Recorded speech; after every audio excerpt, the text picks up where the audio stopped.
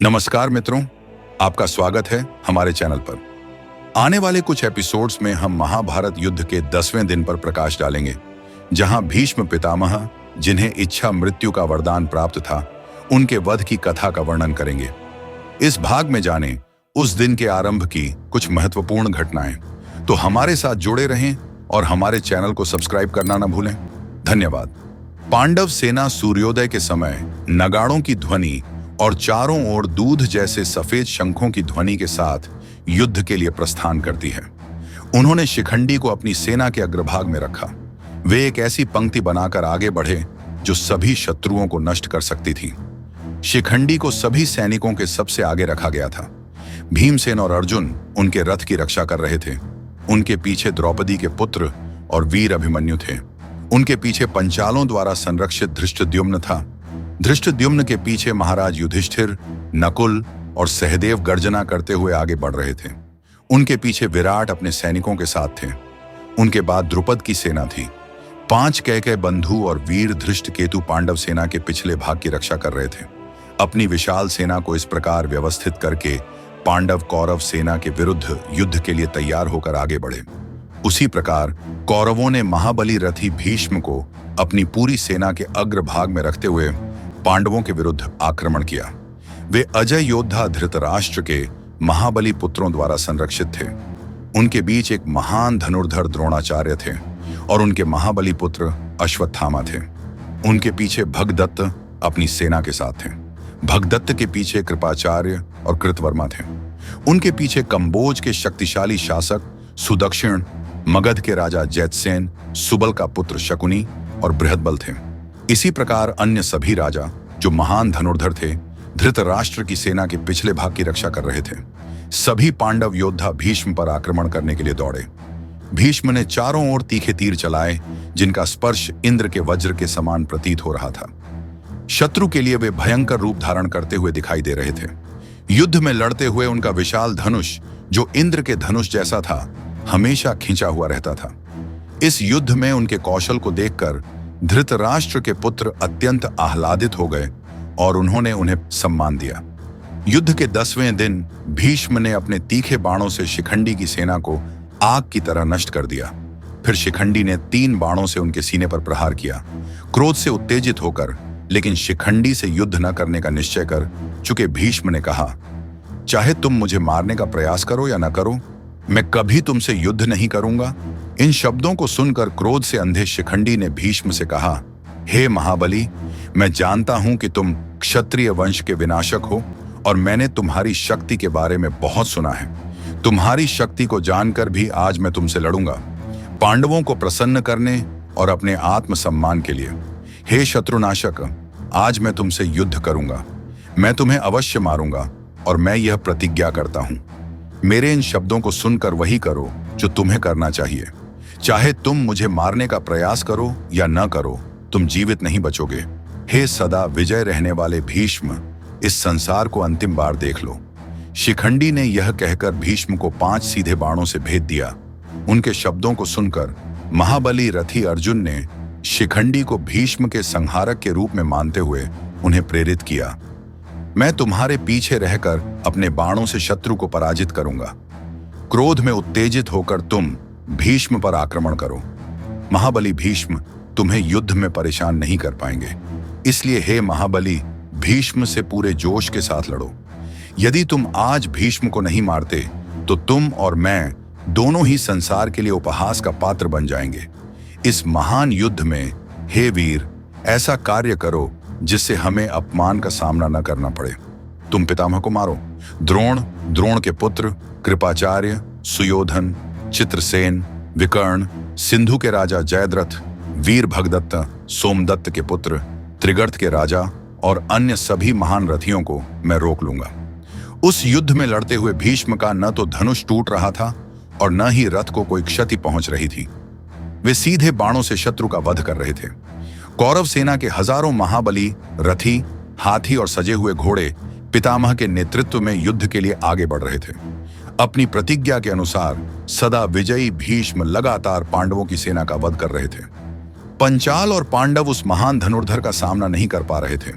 तभी धनंजय जो अपने बाएं हाथ से भी धनुष खींचने में सक्षम थे, सभी योद्धाओं को भयभीत करते हुए वहां पहुंचे। वे सिंह के समान गर्जना करते हुए युद्ध भूमि में मृत्यु के समान बाणों की वर्षा करने लगे। धृतराष्ट्र के सैनिक उनकी दहाड़ से भयभीत होकर उल्टे पैरों से भागने लगे। पांडु के विजयी पुत्र को कहर बरसाते देख दुर्योधन ने भीष्म से कहा, हे पितामह, पांडु का पुत्र सुरक्षित घोड़े और सारथी के रूप में श्री कृष्ण के साथ मेरी सेना को नष्ट कर रहा है। उसके बाणों से मारे गए मेरे सैनिक दुश्मनों की तरह भाग रहे हैं। धनंजय, भीम, सात्यकी, अभिमन्यु, धृष्टाद्युम्न और घटोत्कच सभी मेरी सेना को मार रहे हैं और मुझे आपके अलावा उन्हें रोकने की शक्ति किसी भी तरह से नहीं दिख रही है। इस प्रकार संबोधित करते हुए शांतनु के पुत्र ने विचार किया और फिर इन शब्दों के साथ दुर्योधन को आश्वासन दिया, दुर्योधन, शांति से सुनो। मैंने तुमसे एक बार प्रतिज्ञा की थी कि मैं प्रतिदिन 10,000 क्षत्रियों को मार डालूंगा। मैंने वह प्रतिज्ञा पूरी कर दी है। आज मैं और भी बड़ी उपलब्धि हासिल करूंगा, चाहे मैं मारा जाऊं या मार डालूं। ऐसा कहकर अजय भीष्म ने बाणों को बिखेरते हुए पांडव सेना पर आक्रमण कर दिया। पांडवों ने उनका विरोध किया, लेकिन भीष्म ने जहरीले सांप की तरह क्रोधित होकर युद्ध के 10वें दिन अपनी ताकत का प्रदर्शन किया। भीष्म ने लाखों लोगों को मार डाला और प्रमुख पांचाल योद्धाओं की ऊर्जा को उसी तरह नष्ट कर दिया जैसे सूर्य नमी को अवशोषित करता है। भीष्म ने 10,000 हाथियों, 10,000 घोड़ों और उनके सवारों तथा 2 लाख पैदल सैनिकों को मार डाला। भीष्म युद्ध में निर्धूम आग की तरह चमक रहे थे और कोई भी पांडव उनकी ओर देख भी नहीं सकता था। वह उत्तरी संक्रांति के जलते सूरज की तरह थे। महान धनुर्धर भीष्म से पीड़ित होने के बावजूद पांडवों ने शक्तिशाली सृंजय योद्धाओं के साथ अपना हमला जारी रखा। असंख्य शत्रुओं से घिरे भीष्म बादलों से घिरी मेरू चट्टान के समान थे। धृतराष्ट्र के पुत्रों ने बड़ी सेना के साथ भीष्म की रक्षा के लिए उन्हें घेर लिया। इस प्रकार कौरवों और पांडवों के बीच भयंकर युद्ध छिड़ गया। युद्ध में भीष्म का पराक्रम देखकर अर्जुन ने शिखंडी से कहा, भीष्म पितामह के पास जाओ, पितामह से मत डरो, मैं अपने तीखे बाणों से उन्हें उनके रथ से नीचे गिरा दूंगा।